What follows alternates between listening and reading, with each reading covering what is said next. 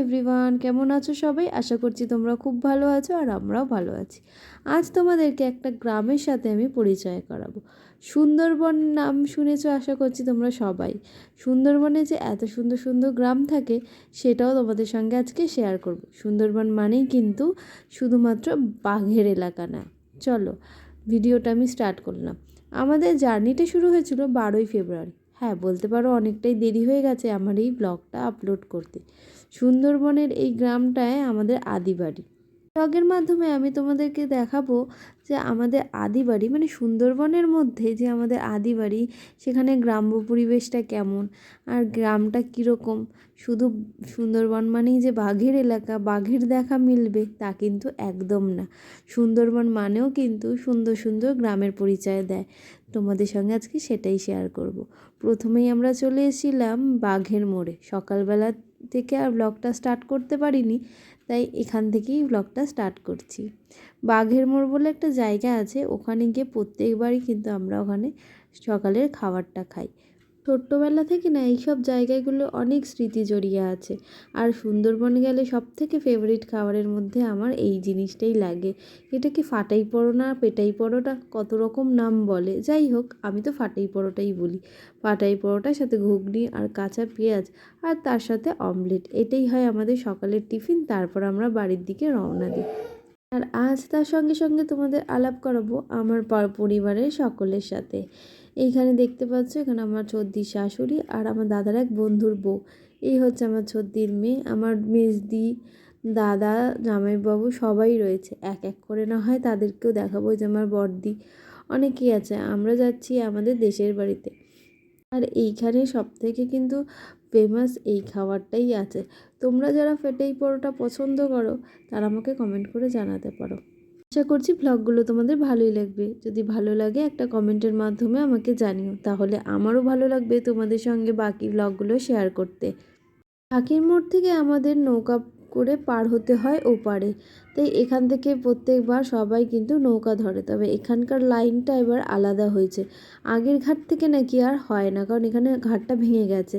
তাই আর একটা নতুন ঘাট হয়েছে, সেই ঘাট থেকে আমরা নৌকা ধরে এবার আমাদের বাড়ির দিকে যাব। প্রত্যেক বছর বিয়ের আগে মাঘী পূর্ণিমাতে আমরা এখানে আসতাম। এখন বিয়ের পরে আসা বন্ধ হয়ে গেছে।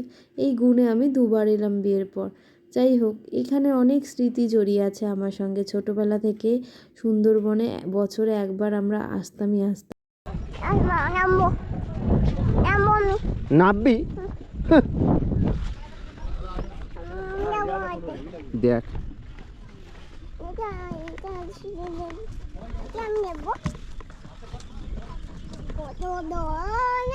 কত জল দেখেছো? কত জল দেখেছো? হ্যাঁ, দেখো কত, দেখো কত জল, কত জল।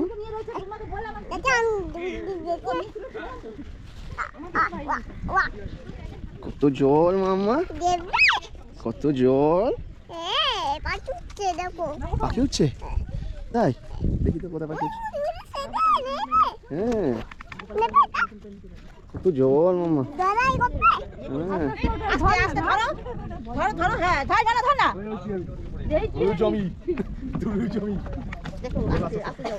বইটা দেখি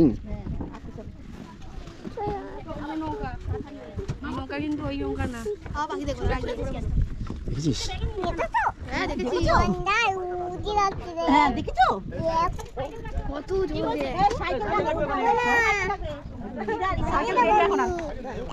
তুই চুপ করে রয়েছিস, দেখলাম। হ্যাঁ, কেন ভালো লাগছে না? কেন? এই যে আমরা ভটভটি নৌকায় উঠে গেছি, এবার আমরা এই পার থেকে ওই পারে যাব। আর এই নৌকা চড়তে কিন্তু আমার দারুণ লাগে।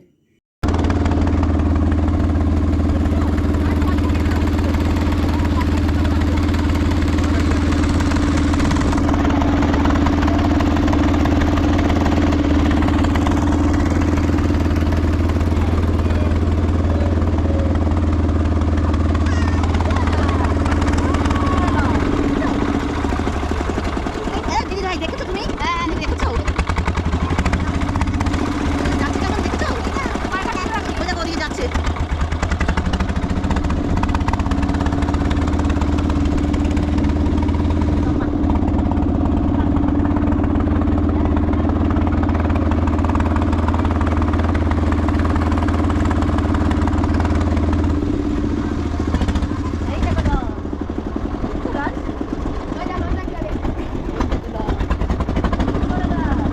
পার করে গেছি, এবার আমরা বাড়ির দিকে যাচ্ছি। তবে এখনকার কিন্তু আমাদের এই দেবীপুর গ্রাম অনেক পরিবর্তন হয়ে গেছে।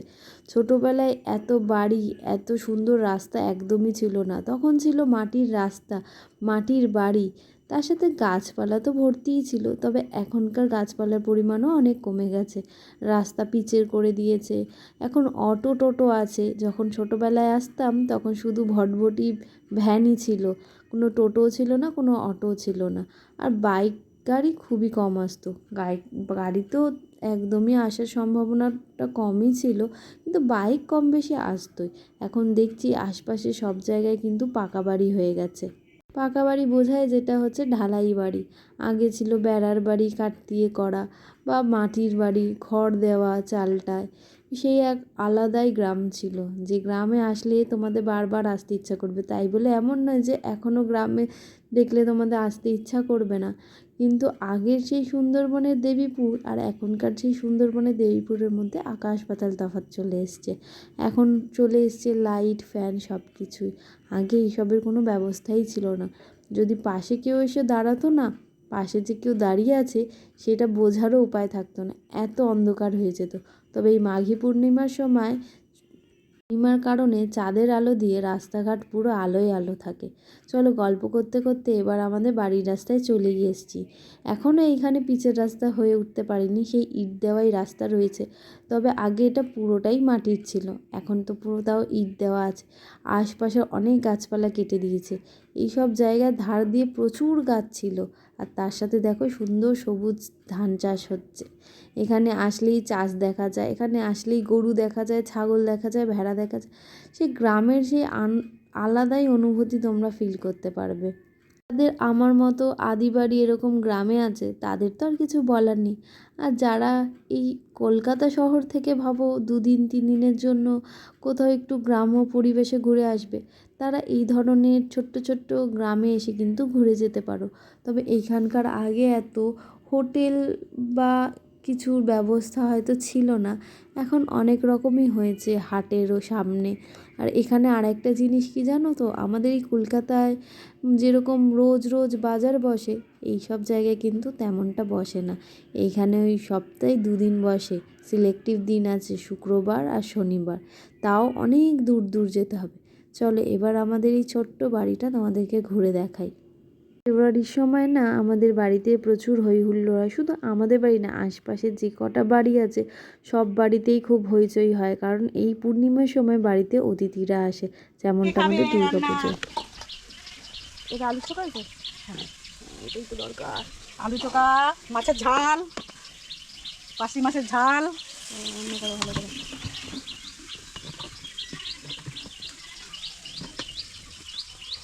তুমি ঘুমিয়ে পাইছে? হ্যাঁ, ও ঘুমে অনেক সকালে উঠেছে তো, ভালো হয়েছে। ঘুমের জন্য এরকম করছিল। ভালো করে কাজ করো বউ। এই হচ্ছে আমাদের বাড়ির পিছনে, যেখানে রয়েছে পুকুর, বাথরুম, কল।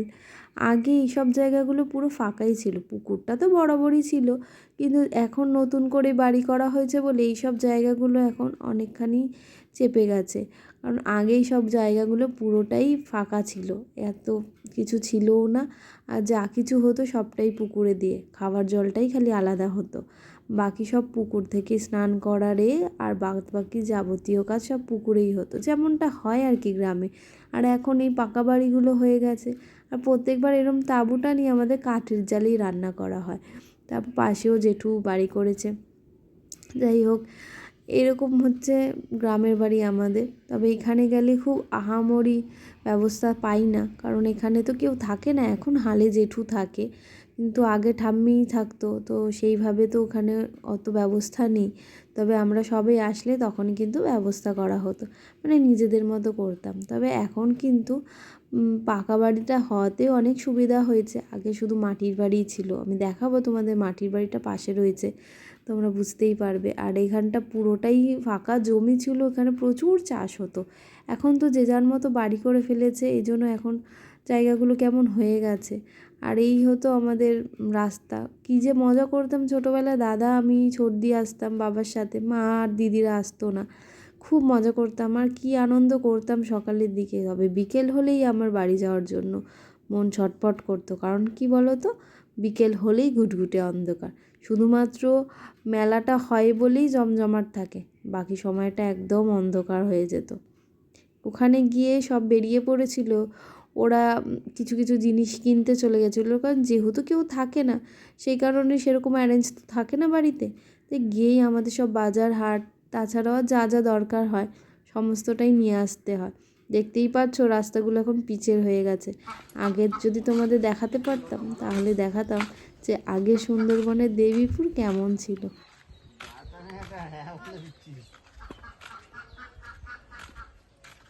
কি কিছু বলবে? কিছুই বলার নেই, অনেক দেরি হয়ে গেছে, এখন চান করতে নামবো। ওরা কুল পাচ্ছে গেছে, গ্রাম্য বেল।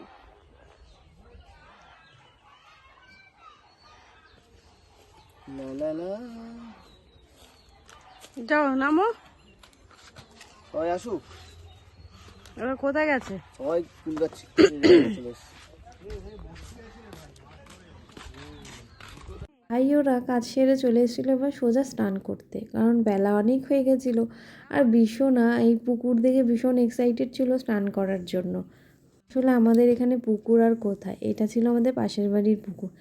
আগে আমাদের পুকুরেই স্নান টান করা হতো, কিন্তু এখন তো জল অনেক কমে গেছে, তাই পাশের বাড়িতেই এই পুকুরেই নাকি কয়েক বছর ধরে ওরা স্নানের জন্য আসে। তো ওরা কিন্তু দারুণ মজা করেছে। আর আমি যেহেতু জলে ভয় পাই, আর পুকুরে নেমে কোনো দিনই স্নান করতে পারবো না, আমি সাঁতারই অ্যাকচুয়ালি জানি না। যাই হোক, ওদের এই স্নান করা দেখে আমাদের ভীষণ আর কি মজা লাগছিল। চলো এবার খাওয়াতে কি কি ছিল সেটাই দেখ।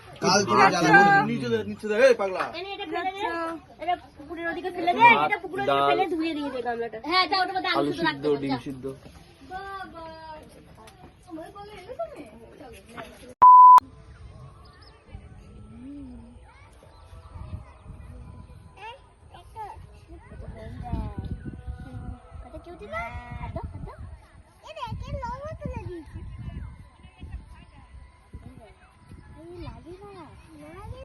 সন্ধ্যে আমরা চলে এসেছিলাম রথের মেলা।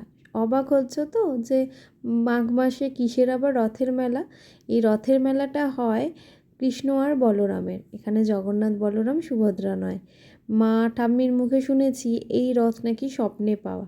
আরও কি কি গল্প আছে আমার অত মনে নেই, না হলে তোমাদেরকে শোনাতে পারতাম। রথের মেলাতে ঠাকুরের কাছে অনেকে অনেক রকম মানত করে, যেগুলো নাকি ফলে বলেই এত ভিড় হয় এই সময়, এত মেলাটা এত নাম করা, এত জমজমাট। মাঘী পূর্ণিমার সময়ে সুন্দরবনে সবার বাড়িতে লোক থাকে, সবার বাড়িতে অতিথিরা আসে এই মেলাটা দেখার জন্য।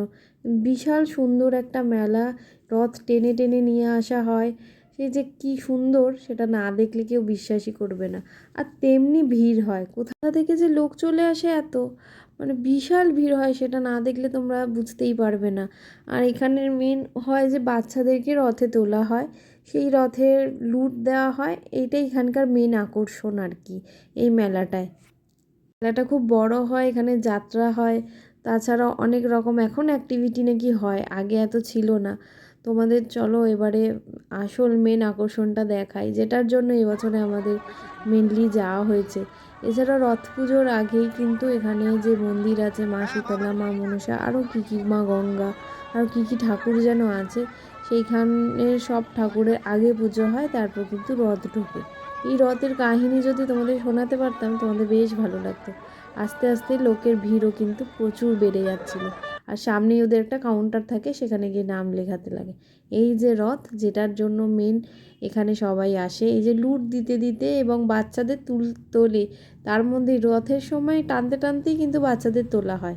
যারা এই ভিডিওটা দেখছো তাদের মধ্যে যদি কেউ দেবীপুরে বাড়ি থাকে, কোনো আত্মীয় বা কোনো বন্ধু বান্ধবের, একবার ঘুরে এসো এই রথের মেলাতে, তোমাদেরও বেশ ভালো লাগবে। আর এই ব্লগটা দিতেও আমার বেশ দেরি হয়ে গেল। আর রথ টানতে টানতে রথের গন্তব্যে কিন্তু চলে এসছে। আর আমাদের স্রোতরানীকেও কিন্তু এই রথে তোলা হবে, যার জন্য মেনলি এবার আমাদের সুন্দরবন আসা, স্রোতের পুজো দেওয়ার জন্য মেন মা বলেছিল ওকে রথে তুলবে। আমার দিদিদের প্রত্যেকের বেবি হওয়ার পরে এই রিচুয়ালসটা মা করেছে, তাই স্রোতকেও তুলবে সেই কারণে। আর স্রোত তো ভীষণ কেঁদেছে যার জন্য, আর ও এমনি একটু ভয় পায় উঁচুতে, তো ও ভীষণভাবে কেঁদেছে। আর এই রথের দড়ি নাকি খুব জাগ্রত, সত্যিই জাগ্রত, পার্সে রাখা বা বাড়িতে রাখা খুব ভালো। আর এখন নতুন দেখলাম বাজি ফাটছে যখনই রথ ঢুকছে, এগুলো আগে ছিল না।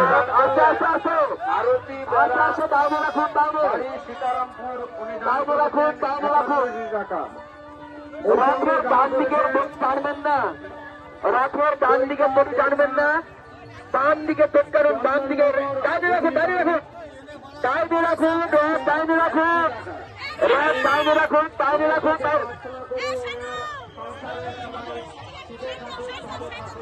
নিহার হালদার সাত করি, অধীর সিং সাত করি, কাঞ্চন হালদার সাত করি, হিমাংশু মন্ডল সাত করি, রেনাদ হালদার সাত করি।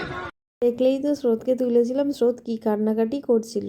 এরকম করে এক এক করে অনেক বাচ্চাকে তোলা হয়। আর লুট দেওয়ার লাইনটা খালি দেখো, এক একজনের এক এক রকম কিন্তু লুটের পরিমাণ থাকে। কেউ ওয়েটে লুট দেয়, কেউ বলে দেয় যে আমি 5 কেজি দেবো, কেউ 10 কেজি, কেউ 100 কেজি, এরকমও লুট হচ্ছিল। মানে বিশাল দেখার মতো। আর সেই লুটের প্রসাদ লোটানোর জন্য মানুষ যে শুয়ে পর্যন্ত পড়ে, এরকম অবস্থা হয় আর কি ওখানকার। ভিড়টা তোমরা দেখতেই পাচ্ছ কি মারাত্মক, খালি এই দিকের ভিড়টা। আর মাঠের ওপারে তো আরও ভিড় ছিল, মানে কি যে বিশাল ভিড় সে আর কি বলবো। আর লুট দেওয়া হচ্ছিল, দারুণ মজা করেছি এবারও গিয়ে। তবে আমার যেহেতু শরীরটা একটু খারাপ হয়ে গেছিলো, তাই আর কি যা প্ল্যানিং ছিল আর কি সেই প্ল্যানিং আর হয়ে ওঠেনি। লুটের তখনও লাইন ছিল মারাত্মক, আমাদের যেহেতু লুট হয়ে গেছিলো তাই আমরা আস্তে আস্তে করে এবারে খাওয়া দাওয়া নিয়ে বাড়ির দিকে বেরোবো, এরমটাই প্ল্যান ছিল। যে যার মতো খাওয়া দাওয়া করে দিয়েছে। যাই হোক, ব্লগগুলো তোমাদের কেমন লাগছে, আশা করি ভালোই লাগছে। যদি ভালো লাগে জানাবে।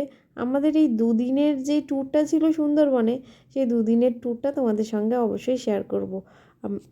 পরে কখনো যদি প্যাকেজে আসি সেটাও তোমাদেরকে শেয়ার করব। বাকি সুন্দরবন নিয়ে আমার যা অভিজ্ঞতা আছে বা তোমাদের সঙ্গে যেটা শেয়ার করলে আরও বেশি ভালো হবে, সেটা আমি নেক্সট ব্লগে বলবো। আজকে শুধু তোমাদেরকে আমার পরিবেশটা আর মেলাটা কেমন হয় সেটাই ঘুরিয়ে দেখালাম, একটু গ্রামের অনুভব দিলাম আর কি। যাকগে, মেলা মানেই খাওয়া দাওয়া, জিনিসপত্র কেনা, অ্যাক্টিভিটি করা, সমস্ত কিছু। গ্রামের মেলা বলে এই নয় যে কিছুই এখানে নেই, সমস্ত কিছুই পাওয়া যায়। আরও আপডেট হচ্ছে দিনে দিনে, যেরমটা আগে দেখেছি সেরমের এখন কিছুই নেই, সব কিছুই এখানে বদলে গেছে। প্রথম দিনটা আমাদের কেমন কাটলো সেটাই তোমাদের সঙ্গে শেয়ার করলাম যাওয়ার পর থেকেই। এর পরের দিনও আমরা কেমন কি করেছি, কোথায় গেছি, সেই সমস্তটাই তোমাদেরকে ব্লগের মাধ্যমে শেয়ার করব। আর মেইনলি তোমাদেরকে দেখাবো এবছর নাকি সুন্দরবনে প্রচুর বাঘ এসেছিলো। আর এই মেলাটার কিছুটা গেলেই এক জায়গায় বাঘ ঢুকেছিল, সেই গল্পটাও তোমাদেরকে নেক্সট ব্লগে বলবো। চলো আজকের মতো টাটা, দেখা হবে আবার নতুন একটা ব্লগে। ততক্ষণ সবাই ভালো থেকো, সুস্থ থেকো।